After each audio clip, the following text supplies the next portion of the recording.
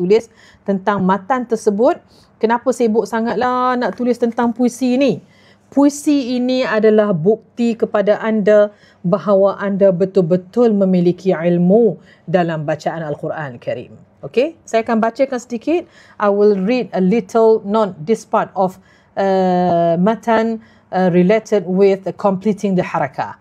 Ya, wa kullu madmumin falan yatimma illa bi dhammi ash-shafatayn dhamma wa dhu inkhifadin binkhifadin lil fami yatimmu wal maftuhu bil fath fahmi idh al huruf in takun muharrakah يشركها المخرج أصل الحركة أي مخرج الواو ومخرج الألف والياء في مخرجها الذي عرف فإن ترى القارئ لن تنطبقا شفاهه بالضم كن محققا بأنه منتقص ما ضما والواجب النطق به متمّا كذاك ذو فتح وذو كسر يجب إتمام كل منهما إفهام تصب.